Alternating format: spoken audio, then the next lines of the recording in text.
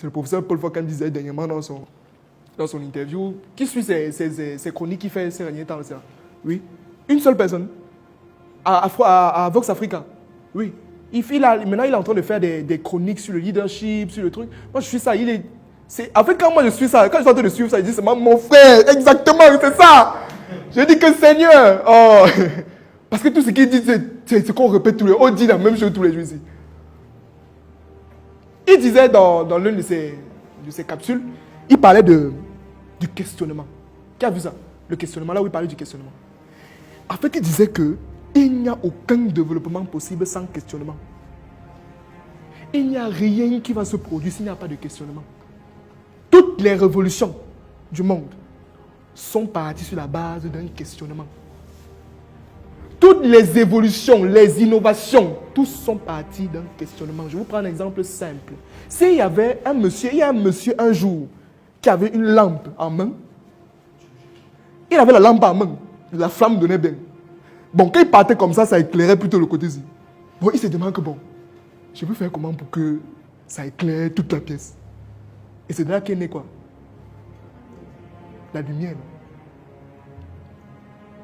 D'où vient comment on l'appelle? Qui est protestant ici là? Qui est protestant? Oui. Est-ce que vous savez d'où vient la religion protestante? Est-ce que vous savez d'où ça vient?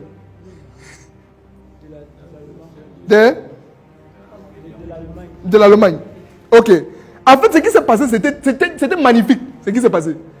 En fait, ce qui se passe, c'est que avant, les gens ne lisaient pas. On ne connaissait pas lire avant, n'est-ce pas? Et il n'y avait qu'une partie de la population, des privilégiés, les prêtres surtout, qui savaient lire. Donc, et à l'époque là, Constantin avait déjà créé la Bible, n'est-ce pas? Il savait, dans la Bible en fait, c'était avec la Bible qui commandait les gens. On disait par exemple que dans la Bible, on a dit que dans la Bible, qu'avant de mourir, tu dois donner tous tes biens à l'église.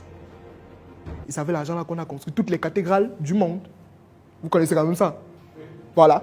Et maintenant, ce qui se passe après, c'est quoi? C'est que ça continue à perpétuer, ça ne fait qu'avancer comme ça. Et puis, à un moment donné, il y a eu des révolutions. Les gens ont commencé à lire. Et il y a un maillon de la population ils se sont assis, mais ils ont pris la Bible, ils ont commencé à lire. Et ils se sont rendus compte, en fait, que tout ce que Constantin disait, que tu dois donner l'argent, tu dois donner ton argent à l'église, tu dois faire ceci, en fait, il n'y avait rien de tout ça dans la Bible. Et c'est de là donc que naît une révolution. Il décide de dire donc qu'à partir d'aujourd'hui, on va créer notre religion. Et c'est de là donc que naît la religion protestante. C'est pour cette raison que jusqu'aujourd'hui, il y a une taxe aux États-Unis pour les catholiques. Donc si tu pars en Allemagne maintenant, je dis aux États-Unis, je dis en Allemagne, tu pars en Allemagne maintenant, tu mets le pied sur le sol allemand, tu dis que tu es catholique, tu es mort. Ça veut dire qu'avant que ton salaire n'arrive, on coupe directement la taxe si tu es catholique. Parce que pour eux, les catholiques les ont menti toute la vie. Oui, les catholiques ont menti toute la vie. C'est de là que vient la religion protestante. Une fois encore le plus pour vous montrer à quel point le questionnement est quelque chose d'extraordinaire. Si vous ne vous posez pas les questions, c'est un problème. Et on a fait exprès, par exemple, de mettre une matière comme la philosophie en terminale seulement. C'est fait exprès. Pourquoi est-ce que la philosophie n'est pas en 6e, en 5e, en 4e? Pourquoi c'est seulement dans une classe? Et quand le professeur de philosophie entre, vous le voyez comme un fou même. Oui, c'est ça. Vous le voyez comme un fou. Parce qu'il dit des choses tellement pertinentes. Les philosophes sont les gens qui se questionnent toujours. La philosophie, c'est une matière qui est basée sur le questionnement. Mais l'état donc, étant donné qu'on sait que... Imaginez un peu qu'on est dans une nation où tout ce que vous dites, où le président dit quelque chose, la population dit non, on va faire ça. Ça va donner quoi? Ça ne peut pas marcher. Raison pour laquelle on ne veut pas que vous vous questionnez. On ne veut pas qu'à un moment donné, vous vous demandiez que pourquoi c'est comme ça. Que pourquoi les choses sont comme ça, que vous restiez à un état. Vous ne vous levez pas. Et on ne peut pas avoir de développement si quelqu'un ne se questionne pas. Si à un moment donné, vous ne vous demandez pas pourquoi est-ce que l'école est comme ça. Pourquoi est-ce que c'est comme ça? Pourquoi est-ce que les choses sont comme ça? Et quand vous allez commencer à vous poser ces questions, je vous jure que c'est là qu'il y a ce qu'on appelle une ouverture d'esprit extraordinaire. C'est là que vous allez commencer à faire des recherches. Vous allez rentrer dans l'histoire.